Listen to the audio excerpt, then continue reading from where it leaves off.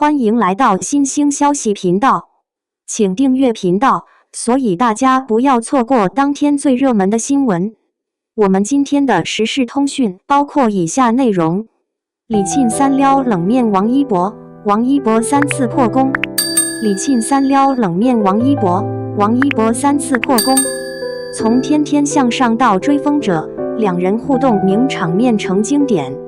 在娱乐圈这个瞬息万变的舞台上，总有一些瞬间会因为演员之间真挚自然的互动而成为观众心中永不褪色的名场面。说到这种让人印象深刻的互撩瞬间，李沁与王一博在《天天向上》中的同台画面绝对可以排进榜单前列。那是一个没有剧本、没有彩排的片段，却因为李沁的一抹笑意，王一博的3次破功，成为观众心中挥之不去的经典。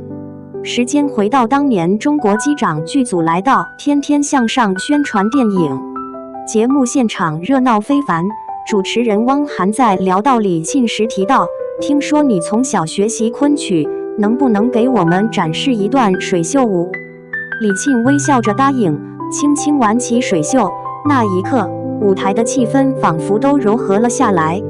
汪涵眼神一转，忽然又笑着补了一句：“那王一博，你来帮他配合一下。”坐在旁边的王一博明显愣了一下，似乎没料到会被点名。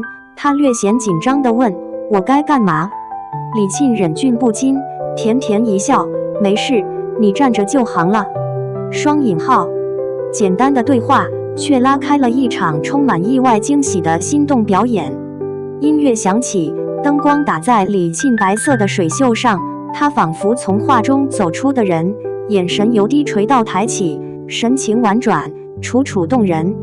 而一旁的王一博双手背在身后，身体笔直，表情严肃，看起来像个认真的道具人。但当李沁轻转身走到王一博身侧时，第一次的眼神交锋出现了。他眼波轻转，唇角微扬。那一瞬间，王一博明显想憋住笑，眼神躲闪，却终究在李沁的笑意中败下阵来，第一次破功。紧接着，李沁用水袖轻轻遮住半边脸，似真似幻地向王一博靠近，宛如一幅古典仕女图中走出的仙子。她的水袖轻甩，划出一道优美弧线，擦过王一博的肩头。王一博条件反射般往后仰头，嘴角却再一次控制不住的上扬，第2次破功。就在大家以为表演即将结束时，李沁再度转身，笑意更浓。这一次，他干脆轻靠在王一博肩上，带着戏谑与俏皮的姿态完成了最后一幕。王一博彻底投降，笑得合不拢嘴，露出标志性的大白牙。镜头一转，连杜江都在一旁惊呼：“哇，这也太有感觉了！”双引号，全场爆笑，气氛达到高潮。短短1分钟的即兴表演，李沁3次撩的王一博破功3次。那一幕不仅成了节目中的亮点，也成为了网友多年后仍会反复回看的名场面。节目播出后，相关片段瞬间登上热搜，网友纷纷留言：“李沁太会了，一博都笑出酒窝了，王一博居然害羞成这样，原来冷面男神也会被撩到破防。”这一幕简直是舞台上的小爱情短剧，好自然，好好嗑。双引号，很多观众表示这一段比偶像剧还甜，更有粉丝打趣：“王一博那一笑，值一个夏天的糖分。”有人更分析说，王一博那种硬撑着不笑，最后彻底破防的反差，反而让他更真实、更可爱。李沁的自然与松弛，让整个片段多了几分灵气与生活感。他不只是撩，而是在表演中调动了现场的氛围与互动的节奏。这就是演员的现场感，能让一个即兴片段成就节目中最有温度的一刻。多年之后，命运似乎又安排了一个巧合，李沁与王一博在电视剧《追风者》中再度合作。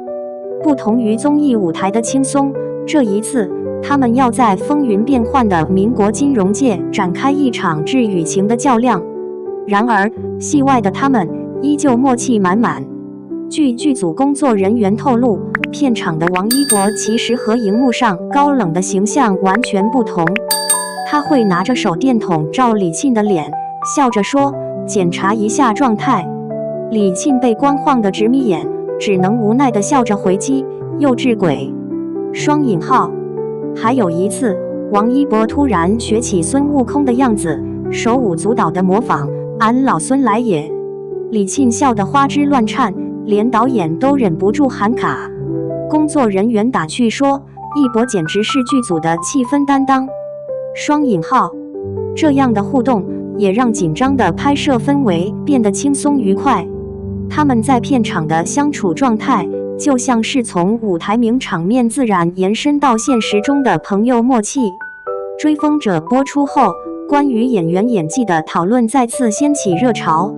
李沁在剧中饰演一位坚韧聪慧的女性角色，她用细腻的表演诠释了从青涩到成熟的心路历程。无论是温情戏还是情绪爆发的段落，都拿捏得恰到好处。不少观众评价她的眼神会说话，连沉默都有戏。双引号。而王一博的表演却再次陷入争议，有观众认为他仍然偏木，台词咬字略生硬，情感表达略显单薄，但也有人为他辩护，他在尝试更复杂的角色，进步已经很明显。双引号。实际上，拍摄期间王一博确实下了不少功夫。为了演好角色的气质，他私下阅读了金融史背景书籍，还请教表演老师如何在克制中展现情绪张力。只是，这种进步往往需要时间和更多作品来被验证。李沁则被视为稳中有升的代表，他没有大开大合的张扬，却在细节中见真章。正如一位业内导演曾评价他，李沁不是那种一眼惊艳的演员，但他的戏能耐看越看越深，越看越真。双引号。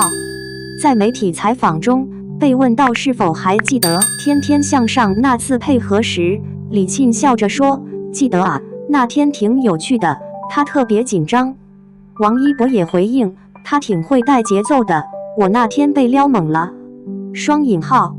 这种坦然的互动让网友直呼太真诚了。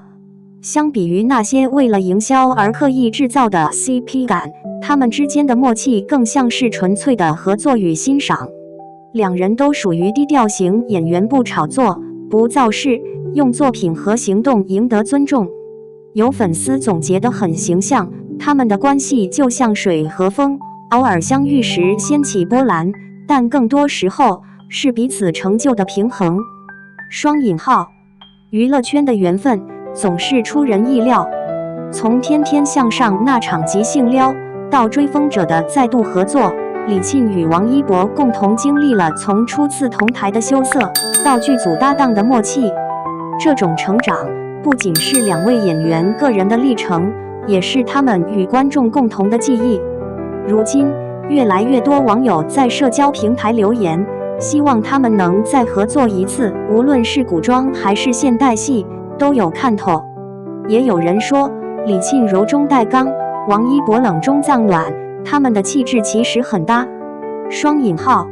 影视圈里能有这样一对让人刻得自然、看得舒服的搭档并不多，他们的互动里没有刻意的营销痕迹，却有真情流露的瞬间。